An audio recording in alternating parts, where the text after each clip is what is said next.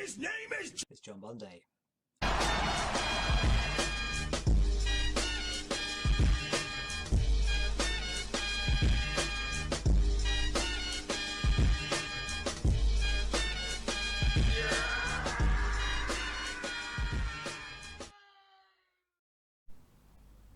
It is Sunday, 30th April, and game 33 is in the bag. And it is Dragonborn for the Game Boy. So I mentioned this in like one of my very first videos when Mark, Joy Slasher Gaming, now Joy Slasher, very first time he ever did a shout out to me saying, oh, let's see, what you look like and, do a video. And I was like, I better do this then. Saying, 3 top pickups of the year and top 3, what you're looking forward to for 2022. God, that seems like so long ago. Anyway, so this is actually an aftermarket kind of like homebrew game that was being officially released by Spacebot. So I've been actually playing this in the evenings over the last couple of weeks on and off, because it's great to actually get my, original Game Boy Color out. I actually get this repaired about a year and a half, 2 years ago, because it would no longer switch on, and even though I got that done, I didn't really bother using it, but it was awesome to actually finally, play a game. So I will include some footage now of from their whatever.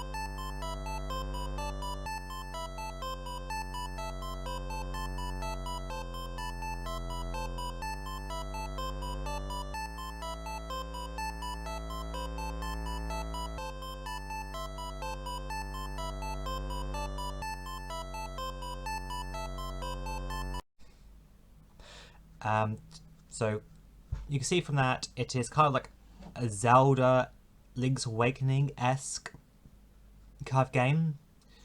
I did enjoy it. You could tell it's kind of like someone's first game, because the battle system is very basic, as in there is no leveling up, so that means there's no grinding, so in that way it's good. But that means then fighting enemies is only because you have to, because say you need to clear out a room to unlock a door, for example.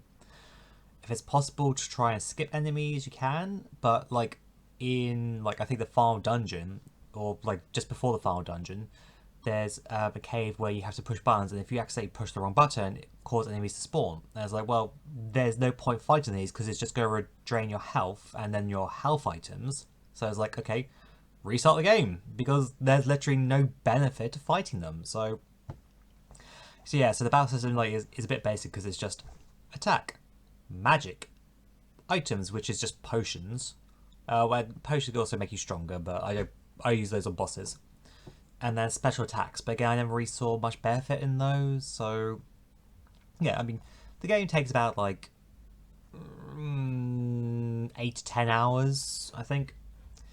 And so I did enjoy that for that, but it is about to get a re-release as Dragonborn DX, so which is, for those familiar with Game Boy re-releases, DX normally means colour hack, and it is that, but the demo, which I'll put in here,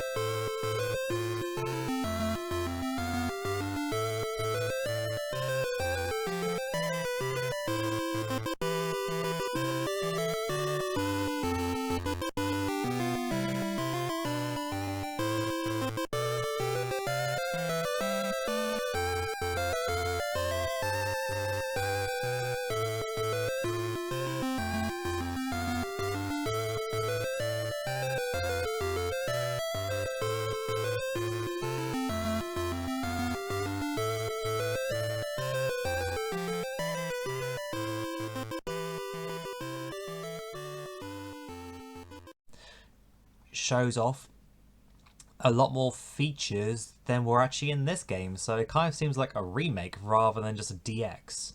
So maybe they took like the basic overall premise and then put more onto it. So anyway, I don't know if I'll pick that one up. I mean, I've completed this. I mean, I don't know, I guess I'll have to wait for some reviews to see if you have completed the original, is it worth picking up the remake? Because I just don't want to redo everything I've just done again. Anyway, says the guy who's completed, Wonder Boy 3 and has wish listed the remake to replay that. Yeah. But this game actually ranks you as you play it, as when you complete it. I got rank C, because apparently, there's some items you can pick up, but unless if I was missing stuff. Okay, there's these golden dragon statues. The problem is, there's this point where you get on a boat and you can't go back, so if you miss some, soz. Start again. But you don't know if you missed them or not, so anyway. But yeah. I don't know if you can still buy this. It was available on Steam, but that's been taken down now. Maybe the DX will go up, but I think, if any of that sounds interesting, then pick up the DX. It's got a demo out now. I'll try. Oh, I won't remember to put a link in when I finally edit this. But yeah, Dragonborn for the Game Boy. It is Friday, 5th of May, and Game 34 is finished. And it's one that I've been meaning to play for a long time, so I'm glad I finally got around to it. And that is Beneath a Steel Sky, which is like a 90s point-and-click adventure game. And so it's one I've heard about over the years and been meaning to play because it's probably one of the classics. And yeah, it really is an enjoyable game if you're into kind of futuristic, dystopian kind of game. And there is no moon logic, where it's like, why would these two items ever have to work together? There's none of that. That's not to say there aren't difficult puzzles, try not to give stuff away, but sometimes you might have to go out, come back in as something else. That's gonna make no sense. Yeah, so, and there's a sequel now, finally, because this game was first released, I think, back in 1994, and now there's a sequel called Beyond a Steel Sky, which I'll hope to pick up at some point. And also, this game is low price free on GOG and Steam, so if you have a PC, I mean, I don't know if it's on, I assume it's not on consoles, I could be wrong, or maybe it's packaged with Beyond a Steel Sky. Anyway, but yeah, and this, as far as I can tell, is a British made game, because there's kind of like that of the era kind of British humor, and the voices make me think of post Monty Python style kind of until you try and hear it, you'll get it, but it's difficult for me to kind of explain like this. But yeah, if you enjoy point and click adventure games, definitely give it a try. Hey, it's Wednesday the 10th of May and game 35 is beaten. It is Water Margin, The Tale of Clouds and Wind. Which, for those who watch Retro Gamer Boy, Mike's channel, he covered this last year. So this is originally Taiwanese bootleg Mega Drive game, then got picked up by Pico Interactive and got a release in 2015.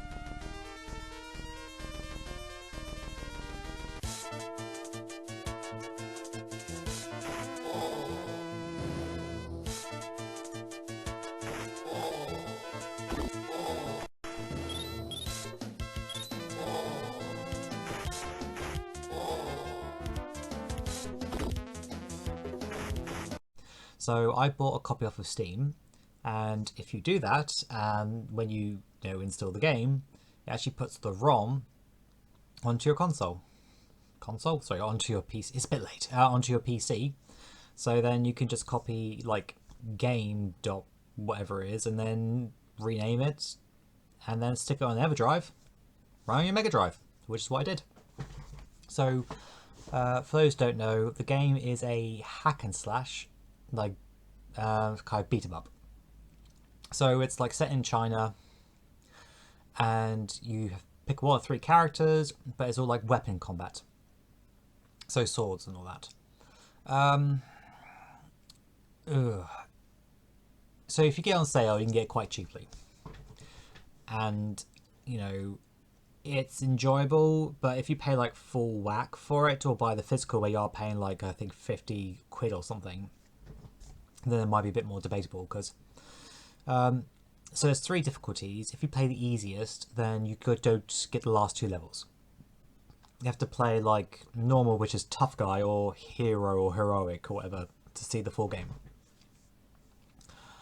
The enemies are very cheap, as in like, you'll have someone like just jump off screen and then just hit you, or enemies that will just keep repeatedly attacking, and they get caught in a loop, so you can't actually then do anything about it. So that, yeah, it can get quite frustrating. So I played it co-op, and if you do it that way, then yeah, it's definitely a lot more enjoyable than if you were to play it single player, because it also gets very repetitive. And unless if you're chatting with someone at the same time, you probably would find yourself getting bored of like enemies after enemies after enemies. But it's the art of the game, like the graphics, like the background, and like the work, is really nice. Like, there's a lot of good pixel work in this. So I don't want to make it sound like it's not no redeeming features. It's definitely worth a play, but get it on Steam when it's cheap. So yeah. But that is game 35, Water Margin. Till next time. It's Thursday, the 11th of May, and game 36 has just been beaten, and that is Pyre by Supergiant Games. They're the company who made Bastion, Transistor, and most recently Hades.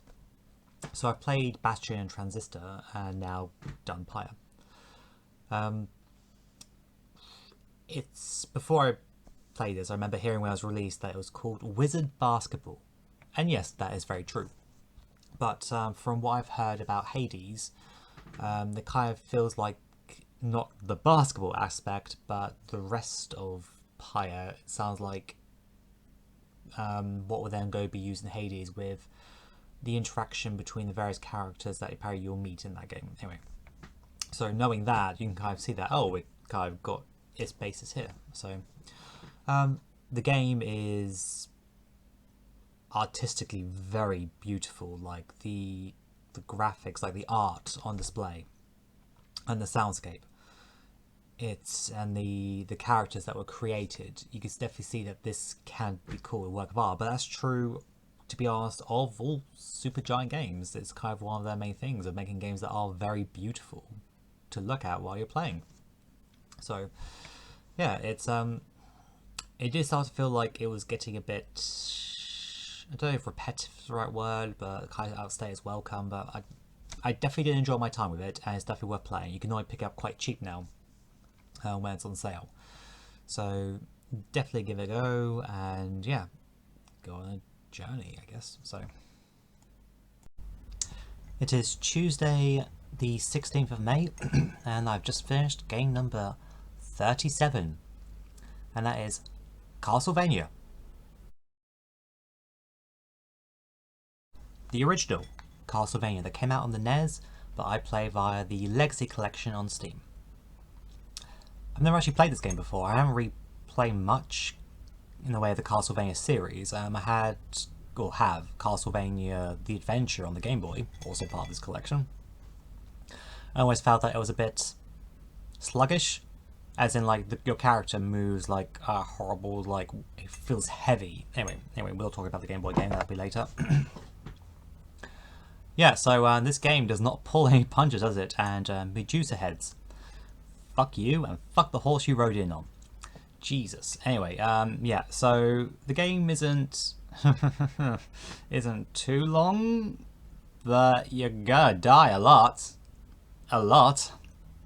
So I mean, yeah, it is definitely a difficult game. This is like, you know, NES hard kind of difficulty. I mean, once you understand enemy patterns, you know how to counteract them, fine. But again, like, you know, it's just sometimes your deaths could just be a huge pain in the ass in the sense of that, say, there's a ladder going down. Apart from now, if you fall onto the ladder, you don't fall and stand the ladder. No, you fall through the staircase. Sorry, you fall through the staircase to your death. Except you're about to just walk down the staircase. Can't you just fall to the next screen and just, you know, no, you're dead. So anyway, yeah, but this is early NES era. I say early? I actually don't know when it was released in the NES lifespan, but this is like the first entry in the game. So I don't know if I'll do the second part of this marathon, but this challenge even. But yeah, I've got the Legacy Collection, so I want to play the other games because I would like to play Symphony and Night at some point. So I'm gonna get through the rest. Okay, catch you next time. It is Monday, 22nd of May, and game 38 is finished, and that is Another World for the Mega Drive. Oh, what do I say about this? So this is a game that I was on one of my pickups last year, saw it randomly CX, didn't really know what it was, did a quick check on YouTube, and I was like, oh, that looks interesting, I'll pick it up. And yeah, so this is one of those games that was like, you know, groundbreaking for its time. And yes, it is a platformer. So it's kind of like Dragon's Lair, but where that was just like cutscenes, so you got to press buttons occasionally. This is you actually get to move around, get to shoot, jump, run, that kind of stuff. So you're a scientist who then gets transported to another world and then have to deal with that. Now then, so yeah, this was groundbreaking for being on the Mega Drive and then the SNES as well. So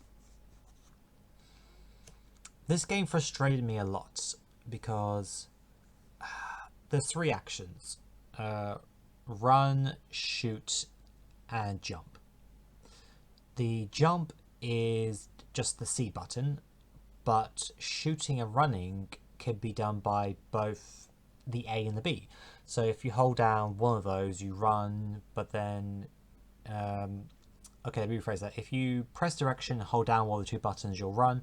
If you just press it, then you'll shoot and then start charging up the gun, which is a bit frustrating because if you keep, the gun has three modes: normal shot, then it can create a shield, and if you keep charging, it will do a really powerful shot. But if you do too many powerful shots, then the gun runs out of battery.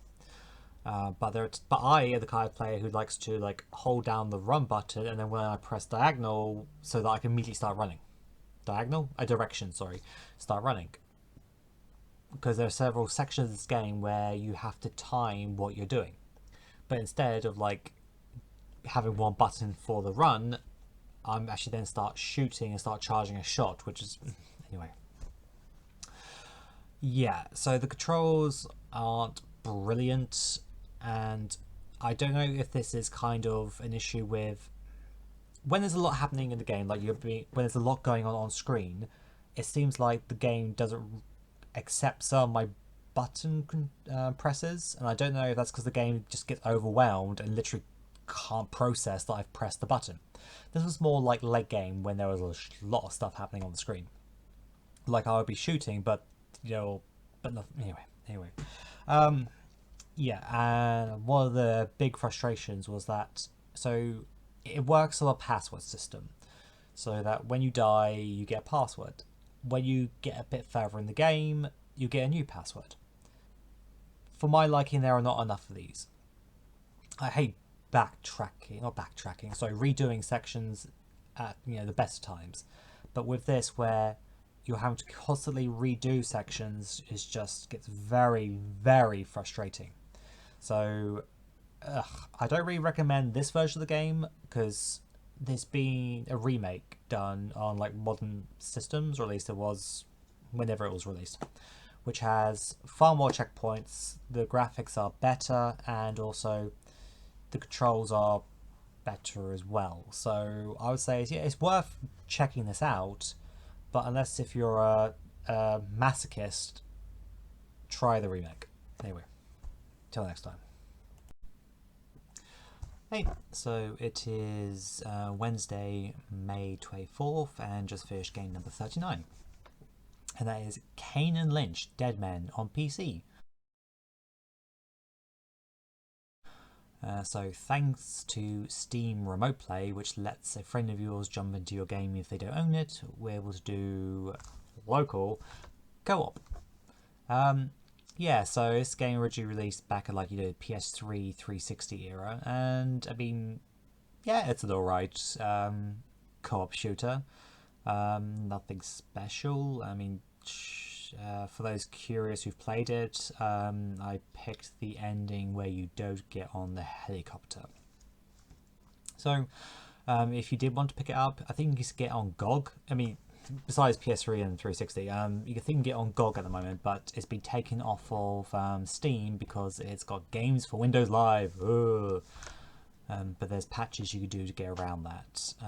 Apparently going to re-release it, but I think because they have to strip that out and probably do things like add in achievements and all that, and Square just haven't been bothered. Yeah, so Kane Lynch, Dead Men, as I already owned it, yeah, I mean, it was good to do a co-op with a buddy, so yeah. Otherwise, if you're doing a single player, then I don't know. There's bear shooters out there, so till next time. It is Friday, 26th of May, and game 40 is finished. This is a short one, and it is The Mirror Lied. So, I don't know if anyone who's played To the Moon or A Bird Story, the chap who created that, this was like his first like experimental game.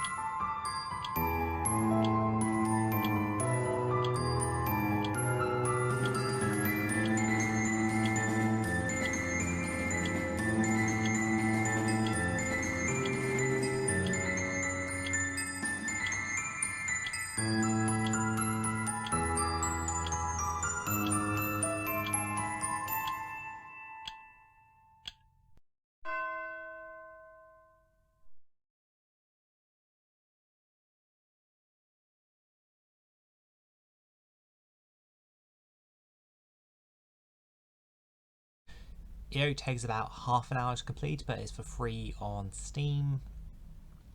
It's made in the same style as his actual games, which looks like it was probably created with like a JRPG creator. There's no turn-based, there's no like fights or anything.